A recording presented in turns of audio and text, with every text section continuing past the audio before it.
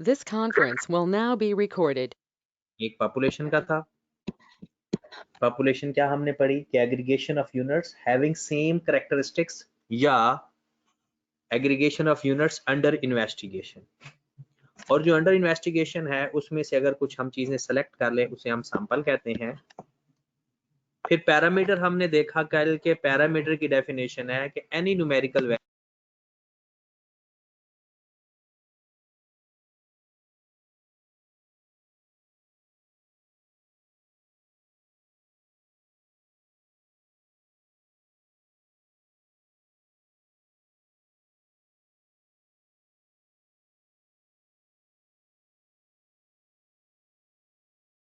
Parameter की definition हमने देखी any numerical value which is computed from population.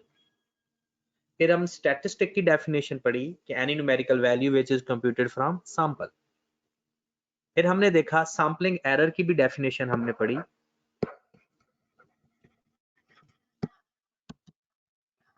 Sampling error हमने क्या पढ़ा? Difference between population parameter and sample statistic. Difference between population parameter and sample statistic, right. उसके बाद sampling error के बाद हमने सीखा सैंपलिंग फ्रेम क्या होता है। A complete list of sampling unit of population भी कह सकते हो, सैंपल स्पेस भी होता है, सारे पॉसिबिलिटीज। तो बेहतर है आप जो हमारी बुक में डेफिनेशन लिखी हुई है वो लिखा हुआ है ऑल या complete list of sample space या complete list of population, right. चलें जी आगे चलते हैं।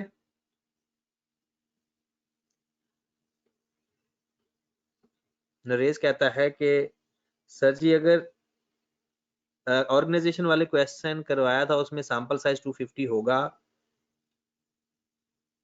इस तरह तो कोरोना वाले क्वेश्चन में पॉपुलेशन साइज कितना होगा काइंडली बता दें। ओके देखें, सैंपल साइज अगर जरूरी नहीं कि क्वेश्चन के अंदर गिवन हो, हाँ जितने लोग हम सिलेक्ट करेंगे, जैसा कि आपने देखा कल वाले क्वेश्चन के अंदर के 50 डॉक्टर्स थे, सॉरी 30 डॉक्टर्स थे और हर डॉक्टर ने 50 पेशेंट्स को चेक किया, तो टोटल जो आपने पेशेंट्स सिलेक्ट किए वो 1500 थे।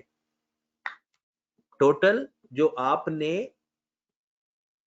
सिलेक्ट किए पेशेंट्स को वो आपका 1500 थे, तो इसलिए उसमें 1500 सैंपल साइज था।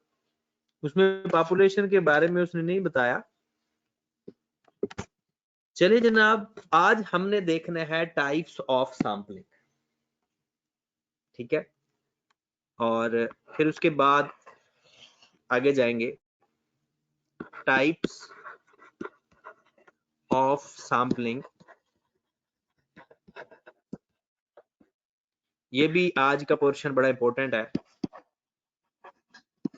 और थ्योरेटिकल आज इंशाल्लाह खत्म कर देंगे, ठीक है। थ्योरेटिकल हारिस कह रहा है रिवाइज कर दें। हारिस भाई कल वाला ही अभी पढ़ा है, आज का लेक्चर अभी अभी शुरू करने लगे हैं टाइप्स ऑफ सैंपलिंग से। आज का लेक्चर तो अभी शुरू करने लगे हैं, ठीक है, तो इसलिए परेशानी की जरूरत नहीं है। तो जनाब शुरू करते हैं।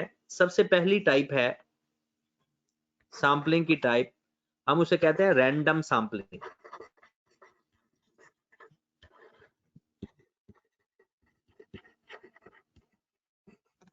रैंडम सैंपलिंग,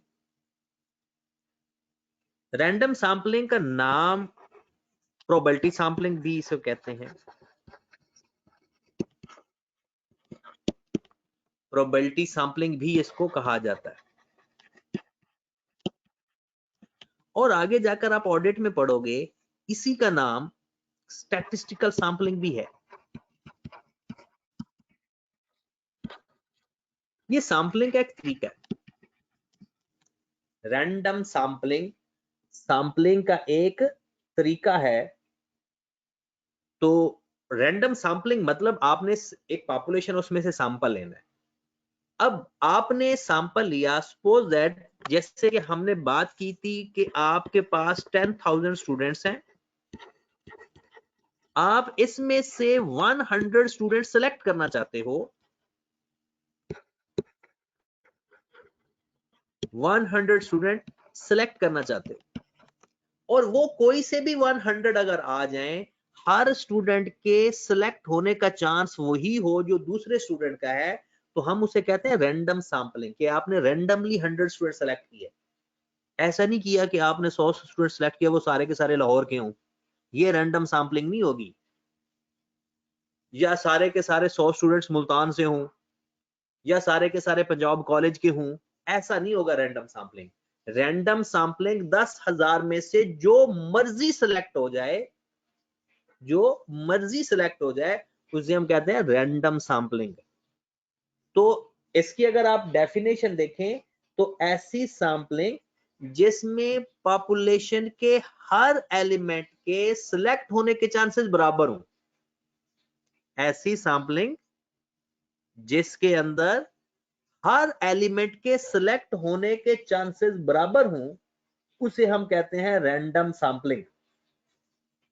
उसे हम क्या कहते हैं? Random sampling. अच्छा, इसमें कोई किसी के साथ फेवरिज्म नहीं होती, ये बायस्ड फ्री होता है। बायस्ड फ्री का मतलब ये होता है कि इसमें हम न्यूट्रल रहकर हर मेंबर को सिलेक्ट कर सकते हैं। इसमें ये नहीं देखते कि नहीं भाई हमने लाहौर के स्टूडेंट को देखना है या पंजाब स्कूल के स्टूडेंट को देखना है, ऐसा नहीं। ओके होगी बात? तो रैंडम सैंपलिंग की अब डेफिनेशन आप देखें, अ सैंपलिंग, ऐसी सैंपलिंग in which selection या chances of selection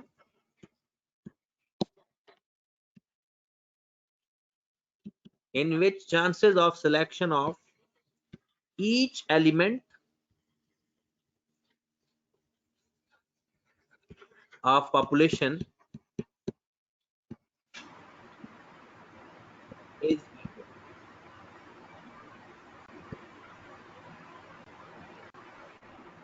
की बात दोबारा सुने, ऐसी सैंपलिंग जिसमें पॉपुलेशन के हर एलिमेंट के सिलेक्ट होने के चांसेस बराबर हैं, हम उसे कहते हैं रैंडम सैंपलिंग। हम उसे क्या कहते हैं? Random sampling. और ये बायस्ड फ्री सैंपलिंग होती है। Random sampling biased free sampling होती है। बायस्ड का मतलब होता है कि जिसमें कोई झुकाव हो, यानी किसी का रेफरेंस हो, उसे हम कहते हैं बायस्ड। और अनबायस्ड या बायस्ड फ्री से कहते हैं क्योंकि इसमें तो जो मर्जी सिलेक्ट हो सकता है, हर चीज के सिलेक्ट होने के चांसेस बराबर हैं। तो ये इसकी डेफिनेशन। और आप लिख लें रैंडम सैंपलिंग, ये आपका एमसीक्यूज में आ सकता है। Random sampling is a biased free sampling या बायस फ्री सैंपल। इसके अंदर सारे सैंपल बायस फ्री होते हैं, मतलब न्यूट्रल होते हैं। ये कल बातें मैंने आपसे पूछनी भी है। उसके बाद रैंडम सैंपलिंग की कुछ खसूसियात है, फीचर्स आप लिख लें। Features of random sampling. Feature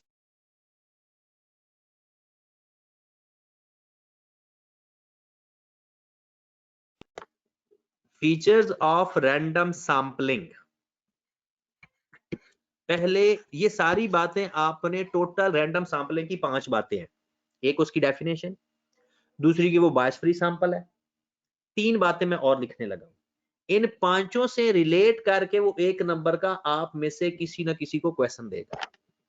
in 5 में से रिलेट करके किसी ना किसी तरीके से आपको वो क्वेश्चन देगा। वो ये कह सकता है कि जनाब बताओ इसकी ये फीचर है या नहीं है। ऐसी वो बातें कर सकता है, तो आपने अब ध्यान से देखना है। या आप ये कह सकते हो problem with random sampling. Problem with random sampling के रैंडम सैंपलिंग में क्या क्या प्रॉब्लम हो सकते हैं। तो सबसे पहला प्रॉब्लम कि जब बहुत बड़ी पॉपुलेशन हो तो उसमें से रैंडम सैंपलिंग करते वक्त थोड़ी सी परेशानी हो सकती है।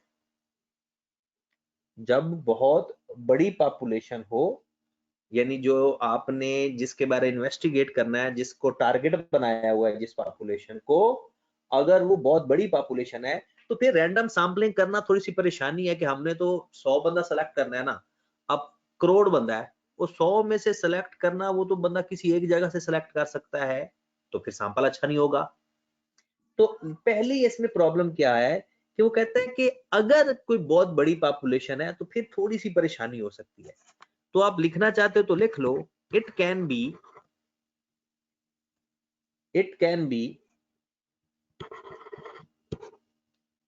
ये आपकी वर्ड लिखा हुआ है कम्बरसम, आपकी बुक में ये वर्ड लिखा हुआ है, वो एक जो आपको पता है कि इसका मतलब परेशानी होता है। कहते हैं it can be cumbersome when sampling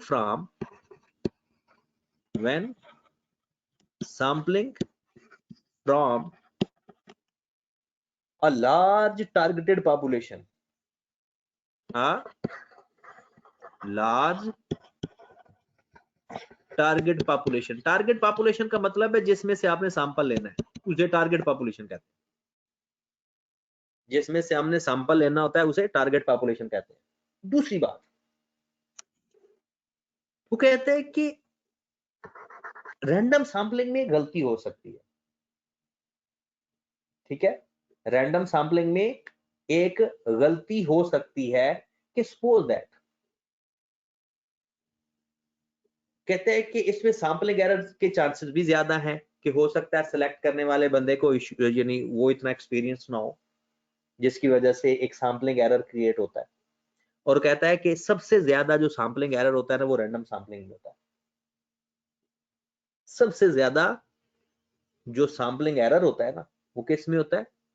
random sampling में, कि सारी पॉपुलेशन का रिजल्ट और सैंपल का रिजल्ट में बड़ा डिफरेंस आता है। वजह क्या होती है? क्योंकि हम रैंडमली सिलेक्ट कर रहे होते हैं। क्या वजह होती है? क्योंकि हम उसमें रैंडमली सिलेक्ट कर लेते हैं। तो आप लिख सकते हैं इसकी feature, it can be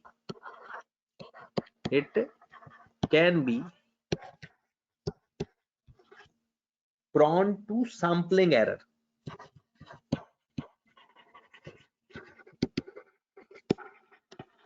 It can be prone to sampling error. ये सैम्पलिंग एरर क्यों? वजह क्या है कि इसमें ज्यादा सैम्पलिंग एरर आता है? रैंडमनेस होने की वजह से, क्योंकि हम रैंडमली सिलेक्ट कर रहे हैं। क्योंकि इसमें सिलेक्शन क्या होती है? रैंडमली। तीसरी और लास्ट इसका प्रॉब्लम होता है कि जब आप एक खास किसी ग्रुप के बारे में इन्वेस्टिगेट करना चाहो, अगर किसी एक खास ग्रुप के लिए इन्वेस्टिगेट करना चाहो तो ये सूटेबल सैम्पलिंग नहीं होगी। भला क्यों? क्योंकि ये तो रैंडमली सिलेक्ट करना है, उस ग्रुप से थोड़ी सिलेक्ट करना है। सपोज आप सिर्फ लाहौर के लोगों को के बारे में इन्वेस्टिगेट करना चाहते हो, एएफसी के लाहौर के स्टूडेंट, तो रैंडम सैम्पलिंग में तो हर स्टूडेंट के सिलेक्शन के चांसेस बराबर हैं। हो सकता है कि लाहौर का कोई बंदा ही ना सिलेक्ट हो, रैंडमली सिलेक्ट करने हैं ना। तो इसलिए कि ये सैम्पलिंग सूटेबल नहीं होती जब हमारी नीयत होती है कि हम किसी सब ग्रुप ऑफ द पॉपुलेशन के बारे में इन्वेस्टिगेट करना चाहें। तो आप ये लिख सकते हो अगर लिखना चाहो, it is not suitable for investigation of sub group of the population. It is not suitable sampling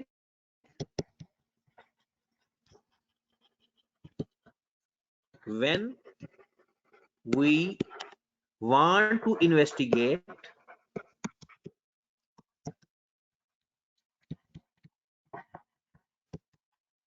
about subgroup of the population.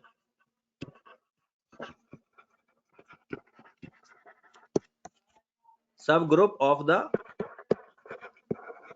population.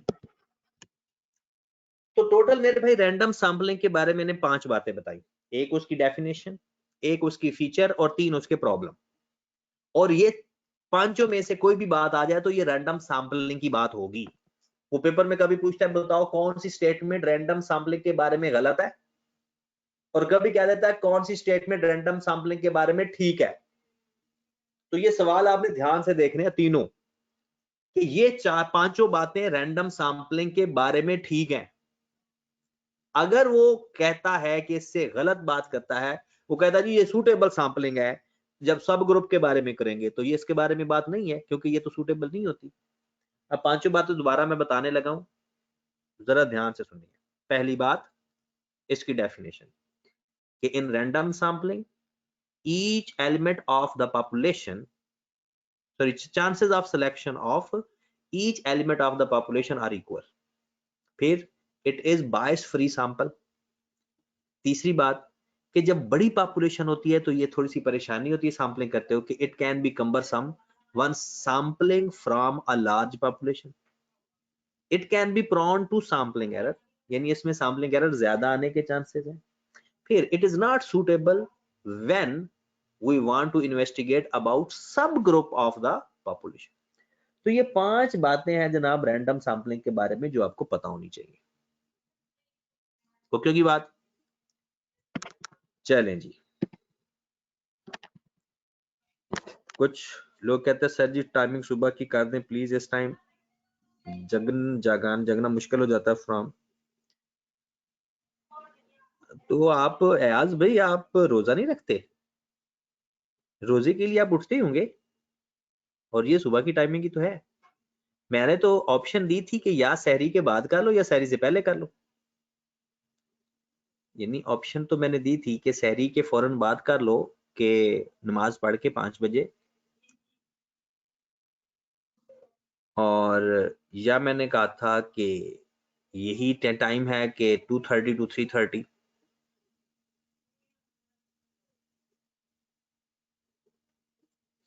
चले अभी तो पढ़ते हैं। हाँ जी, रैंडम सैंपलिंग की ये फीचर्स या प्रॉब्लम एक ही चीज है, जो प्रॉब्लम विद, तो ये फीचर एक ही चीज है रैंडम सैंपलिंग की। तो ये पहली डेफिनेशन हमारी कंप्लीट होगी। उसके बाद नेक्स्ट अपना पढ़ो बस, बाद में इसके डिस्कशन पे आते हैं, टाइमिंग की डिस्कशन पे बाद पे, पहले हम पढ़ ले। उसके बाद है, अच्छा कुछ बच्चों के मुझे मैसेज मिले हैं तो मैंने कहा कि क्लास में ही उनको बता दूंगा। एक स्टूडेंट का मुझे मैसेज मिला है कि सर सिलेबस कब खत्म होगा। सिलेबस की टेंशन नहीं लेनी बेटा, हमेशा आपने ना सिलेबस के बारे में आधा बात भी नहीं करनी, चाहे आपको ऐसा लगे कि अभी कुछ भी नहीं पढ़ा, फिर भी नहीं बात करनी। जब आप इंशाल्लाह पेपर देने जाओगे या देकर आओगे तो तब सेटिस्फाई होगे, आपको कोई परेशानी नहीं होगी इंशाल्लाह, ठीक है। तो सिलेबस जब मर्जी खत्म हो उसकी टेंशन नहीं लेनी, और सिलेबस कभी खत्म ही नहीं होता, कभी किसी सब्जेक्ट का कभी सिलेबस खत्म हो ही नहीं सकता, इतनी बातें होती हैं। आपको बस उतना ही पढ़ाया जाता है कि जितने में से हमारा पेपर आ जाए। तो सिलेबस तो जिंदगी में किसी भी सब्जेक्ट का आज तक खत्म नहीं हुआ, तो सिलेबस की टेंशन नहीं लेनी। और दूसरा कुछ एक हमारा टेस्ट मिस हो गया पिछला, तो वो हम नेक्स्ट टेस्ट के साथ उसको इंशाल्लाह देखेंगे, क्योंकि नेक्स्ट टेस्ट आपका डेरिवेटिव का होना है। नेक्स्ट जो ट्यूसडे को हमारा टेस्ट होना है वो डेरिवेटिव का होना है, और साथ सैंपलिंग का भी होना है। अब टेस्ट का जो मैं स्टैटिस्टिक्स पढ़ाऊंगा उसका टेस्ट मैं मैथ के साथ ही लूंगा, जितना पढ़ा दूंगा उतना इंशाल्लाह टेस्ट ले लूंगा, ठीक है जनाब। नेक्स्ट डेफिनेशन पे आ जाएं, सिस्टमैटिक सैंपलिंग। एक हमने पढ़ लिया रैंडम सैंपलिंग, अब अगली डेफिनेशन पढ़ाने लगा हूं मैं, और ये डेफिनेशन मैं बार बार ये डेली बेस पे सुनूंगा तो ये वैसे ही याद हो जाएंगी। नेक्स्ट है सिस्टमैटिक सैंपलिंग। सिस्टमैटिक सैंपलिंग, लो मेरे भाई, सिस्टमैटिक सैंपलिंग के अंदर देखो वर्ड है सिस्टम। वर्ड क्या है? सिस्टम। तो सिस्टमैटिक सैंपलिंग होगा क्या कि हम सैंपलिंग तो ले रहे हैं लेकिन एक सिस्टम के तहत। अब मैं सिस्टम समझाने लगा हूं, कोशिश मैं करूंगा कि आपको समझ लग जाए। सपोज दैट मैंने कहा कि आपके पास एक अरेंज्ड पॉपुलेशन है, आपने क्या किया कि एक पहले 100 स्टूडेंट्स में से अब एक स्टूडेंट रैंडमली सिलेक्ट किया, पहले 100 स्टूडेंट में एक स्टूडेंट सिलेक्ट किया रैंडमली। रैंडमली का मतलब क्या है, कोई मर्जी आ जाए, और सपोज दैट वो 40th स्टूडेंट सिलेक्ट हो गया। अब सिस्टमैटिक सैंपलिंग कहती है कि आपने अगर पहले 100 में से एक नंबर रैंडमली सिलेक्ट किया तो वो 40th आया, तो आपने क्या करना है, अगले हर 100 में से 40th बंदा सिलेक्ट करते जाओ, अगले हर 100 में से 40th बंदा सेलेक्ट करते जाओ। इसे हम कहते हैं सिस्टमैटिक सैंपलिंग। लेकिन पहला जो 40th आया है वो रैंडमली आया है। इसके लिए पहले पॉपुलेशन का अरेंज होना भी जरूरी है। अरेंज्ड पॉपुलेशन होना जरूरी है कि आप सबसे पहले पॉपुलेशन को अरेंज करोगे। ओके की बात, किसी भी सिस्टम के तहत अरेंज कर, हाइट के हिसाब से अरेंज कर लो, या एज के हिसाब से अरेंज कर लो, या मार्क्स के हिसाब से अरेंज कर लो। तो फिर आपने एक ग्रुप सेलेक्ट करना है, उसमें से सपोज दैट 40वां नंबर नहीं आता, 60वां बंदा आ जाता है, तो आपने फिर हर अगले 100 में से 60वां बंदा सेलेक्ट करना है। तो क्योंकि बात, या फिर एक और बात कर लेते हैं, हम कहते हैं कि हमने जो बॉक्स बनाए हैं या अरेंज करके जो सेक्टर बनाया है वो 10-10 लोगों का सेक्टर बनाया है। ठीक है, कितने कितने लोगों का सेक्टर बनाया है, 10 लोगों का। तो पहले सेक्टर में से आपने एक नंबर रैंडमली सिलेक्ट किया, सपोज दैट वो 8वां यूनिट आ गया, तो फिर आपने हर अगले 10 में से कौन सा बंदा सिलेक्ट करना है, 8वां। पहला रैंडमली सिलेक्ट करना है, और फिर उसके बाद वही उसी सिस्टम के तहत आपने सिलेक्ट करना। ओके होगी बात, क्लियर होगी बात। चलें, अब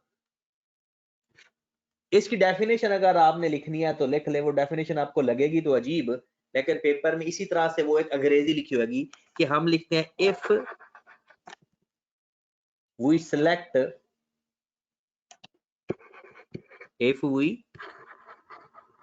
सिलेक्ट from arranged population, बल्कि from m units, if we select from, बल्कि if we select mth unit, if we select mth unit from first n units randomly। ये बात हो गई कि जो मैंने कहा कि 8वां यूनिट सेलेक्ट किया पहले 10 यूनिट में से। If we select mth unit from first n units randomly, then we select mth unit from every next n units is known as systematic sampling। एक दफा लिखकर 1 मिनट इसके ऊपर गौर करो।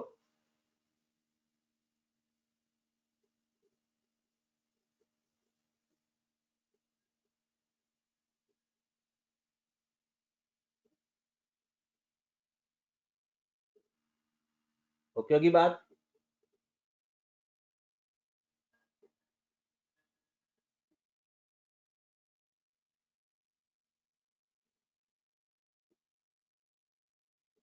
चले जनाब, अब इसमें प्रॉब्लम क्या आ सकता है, इसका प्रॉब्लम भी देखें।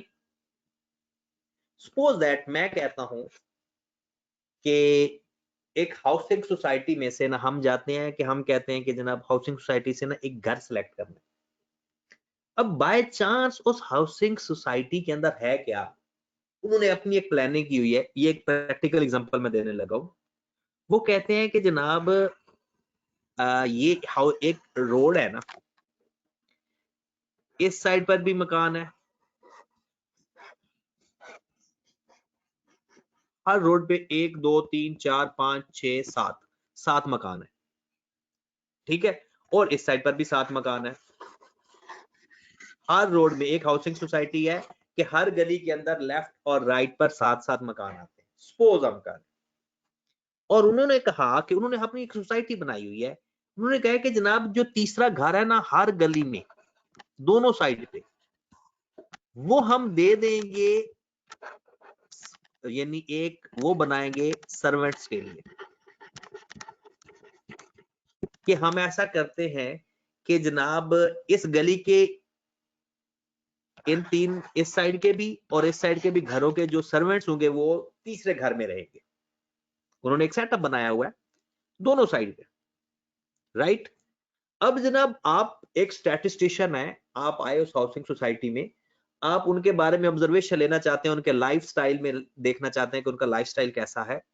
तो आपने बाय चांस के हर गली में से ना रैंडमली सेलेक्ट किया और वो कौन सा घर सेलेक्ट हो गया तीसरा।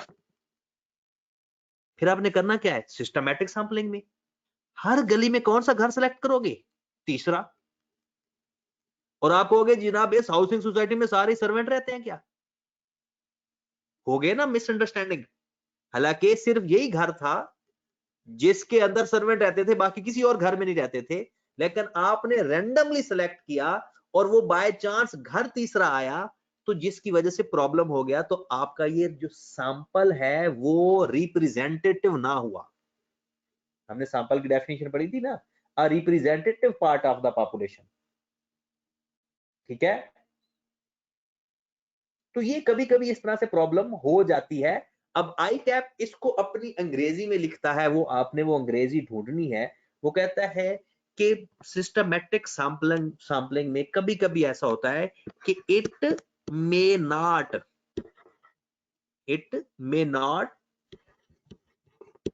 बी अ रिप्रेजेंटेटिव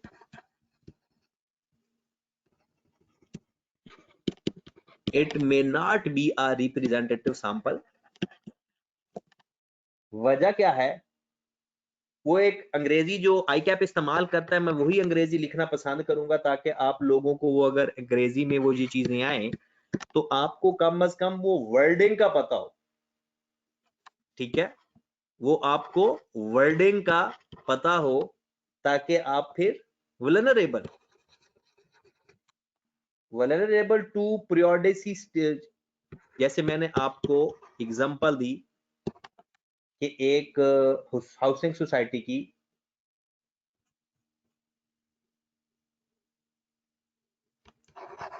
एक बंदे का सवाल आया, वो भी मैं बताता हूं।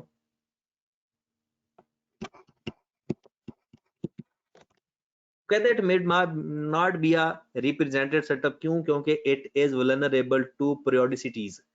अब वल्नरेबल टू पीरियोडिसिटीज का मतलब ये होता है कि जब किसी एक खास लिस्ट के अंदर कोई प्रॉब्लम मौजूद हो। एक पीरियोडिसिटीज आप लिख लें, पीरियोडिसिटीज इन द लिस्ट। अब दोबारा सुने, इसका इसके साथ लिंक है। वो कहता है अगर लिस्ट के अंदर वो पीरियोडिसिटीज या वल्नरेबल टू पीरियोडिसिटीज, मतलब लिस्ट में ही कोई प्रॉब्लम है, जैसे हमने कहा कि हर तीसरा घर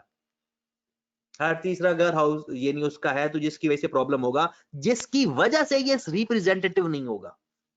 अगर लिस्ट के अंदर कोई सिस्टम ही खराब हो, यानी एक तरह से सारी चीजें लिस्ट के अंदर ना हो, तो तब ये प्रॉब्लम हो सकता है। तो वो पेपर में क्या कह सकता है कि बताएं जनाब कि जब वल्नरेबल टू पीरियोडिसिटीज लिस्ट के अंदर हो तो बताओ क्या सिस्टमैटिक सैंपलिंग बस सैंपलिंग होगी, हरगिज नहीं। अगर लिस्ट ठीक है तब ये रिप्रेजेंटेटिव सैंपल होगा, और अगर लिस्ट नहीं ठीक तो तब ये नहीं होगा। तो पेपर में सिंपल इसकी डेफिनेशन आ रही है। वो क्या कहता है कि जनाब मैं क्रिकेट के खिलाड़ियों को सिलेक्ट करने गया, तो मैंने 20 में से ना 15वां बंदा सिलेक्ट किया, और अगले हर 20 में से 15वां बंदा सिलेक्ट कर रहा हूं, तो बताओ मैं कौन सी सैंपलिंग कर रहा हूं। डन होगी बात। 2 सैंपलिंग होगी, उसके बाद तीसरी सैंपलिंग पे आओ, स्ट्रैटाफाइड सैंपलिंग।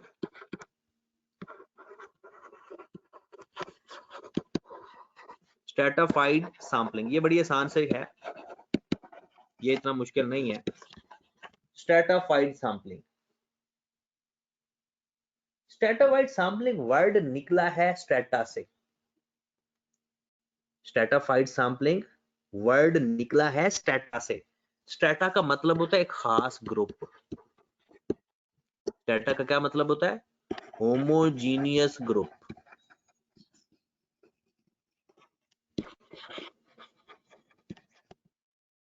अब सपोज दैट आप स्ट्रैटाफाइड सैंपलिंग का मतलब क्या है? मैं कहता हूं कि जनाब कैप्स कॉलेज के अंदर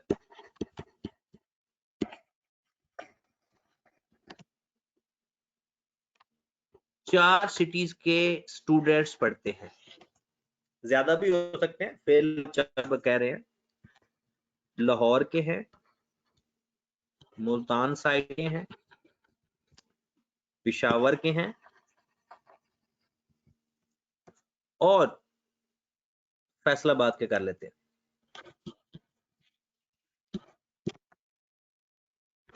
अब टोटल स्टूडेंट है सपोज दैट 150। आप इन 150 स्टूडेंट्स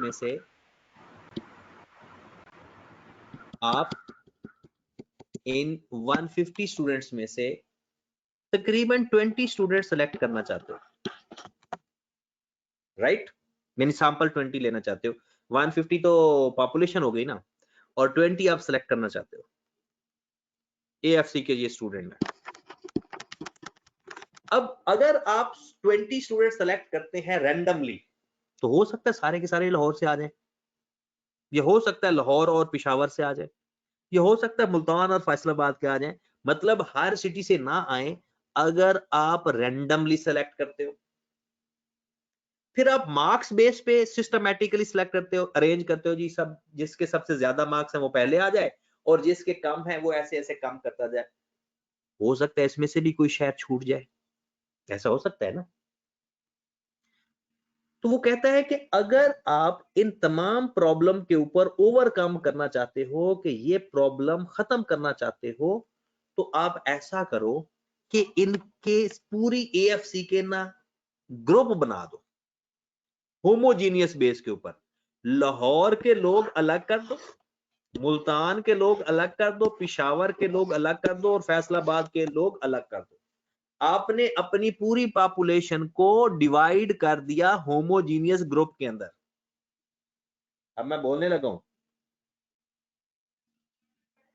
कि a whole population divided into homogeneous group, और हर ग्रुप को कहेंगे स्ट्रेटा। हर ग्रुप को क्या कहते हैं? होमोजीनियस ग्रुप को स्ट्रेटा कहते हैं। फिर अब क्या करो कि 5 बंदे लाहौर से सिलेक्ट कर लो, 5 बंदे मुल्तान से सिलेक्ट कर लो, 5 पेशावर से और 5 फैसलाबाद से, टोटल 20 हो जाएंगे।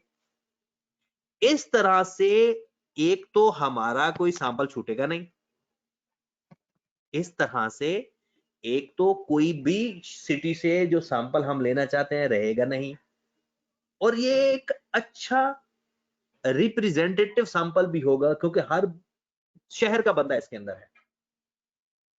इसका नुकसान भी है कि ये कॉस्टली बहुत होता है, कॉस्टली भी होता है और थोड़ा कॉम्प्लेक्स भी होता है, वरना बाकी सारे ही सारे इसके फायदे हैं। तो दोबारा सुन लें, अब इसकी डेफिनेशन में लिखवाने लगा हूं, तो अब आपको इंशाल्लाह समझ भी लग जाएगी कि first divide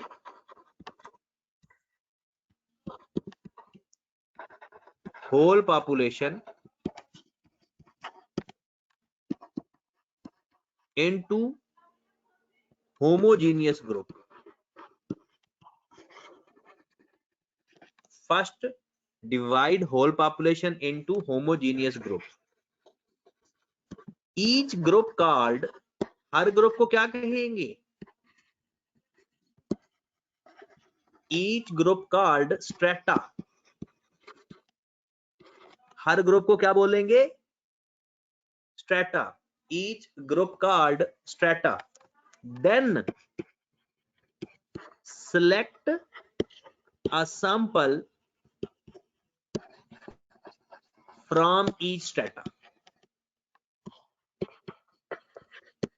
Then select a sample from each strata is known as stratified sampling. Is known as stratified sampling.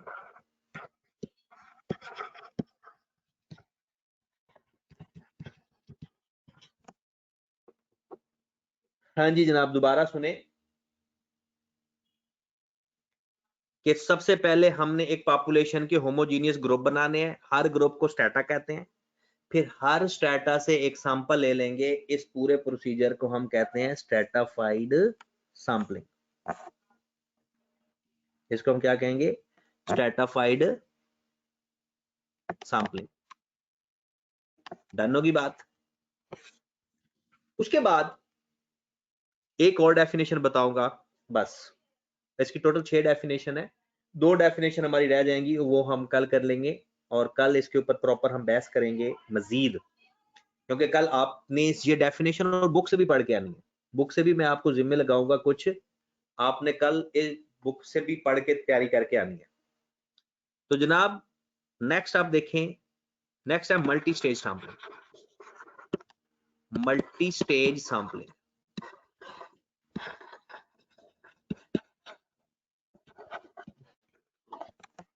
Multi stage sampling.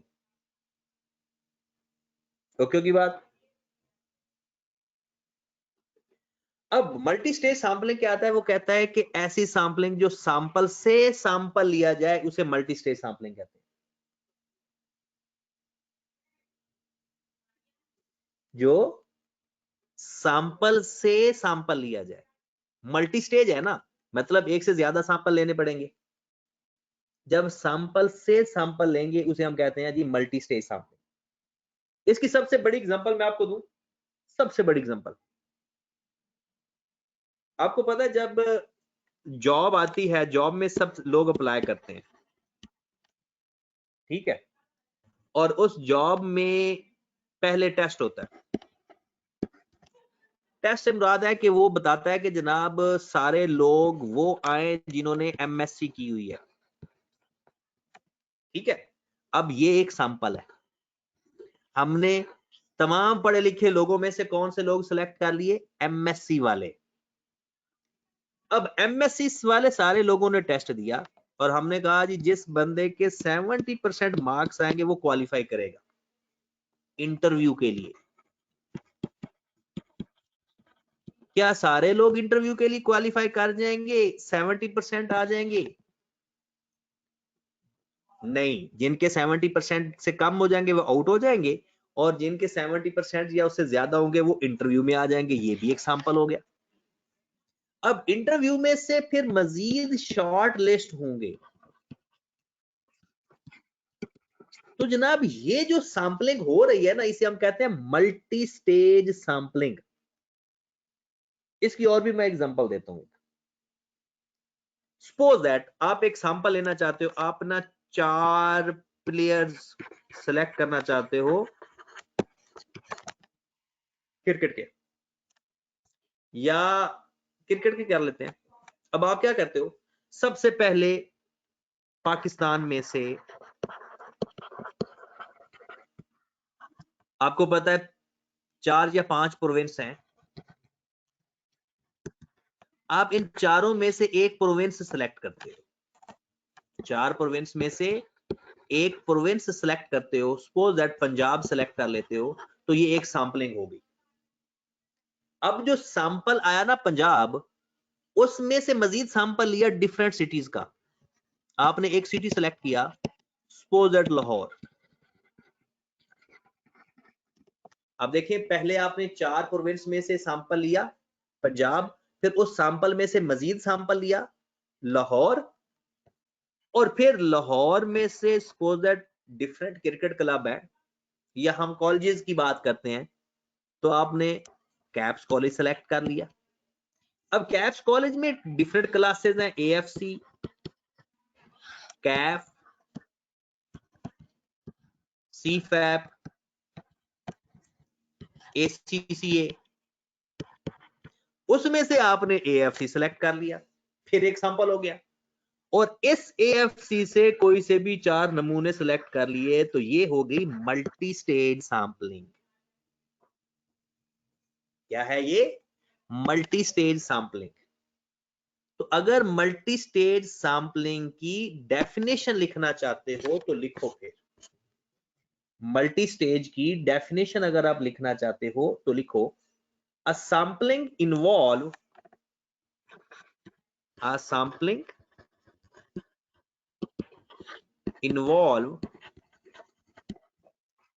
Taking random sample, है ये रैंडमली सिलेक्ट करने हैं, taking random samples from preceding random samples. Preceding का मतलब पिछला, preceding random samples. Okay की बात? तो पिछले सैंपल से सैंपल लेना मल्टी स्टेज सैंपलिंग कहलाता है। ओके की बात? तो जनाब आपने कल काम क्या करना है, जो कुछ हमने पढ़ लिया है, आपका चैप्टर नंबर है 17, ठीक है, कुछ चीजें हमने पढ़नी है और कुछ आप लोगों ने पढ़ ली है, तो आपने टाइप्स ऑफ सैंपलिंग तक पढ़ के आना है। मैंने एक छोटा सा क्विज लेना है कल इसी टाइम, ठीक है, एक छोटा सा क्विज लेंगे।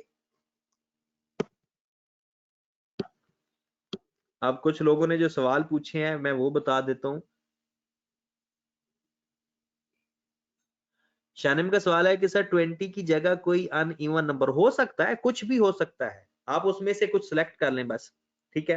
हारिस कह रहा है लिंक सेंड कर दे। हारिस भाई इस क्लास का लिंक सेंड नहीं होगा, इस क्लास का हम लिंक सेंड नहीं किया करेंगे। आज कल भी मैंने इसलिए सेंड कर दिया था क्योंकि पहली क्लास थी, क्योंकि अगर लिंक के वाली आदत पड़ गई ना हमें हारिस भाई, तो फिर हम पक्के पक्के लिंक के आदी हो जाएंगे, ठीक है। ओके, अपना ख्याल रखिएगा और अपने अम्मी अबू का ढेर सारा ख्याल रखा करें। अल्लाह हाफिज।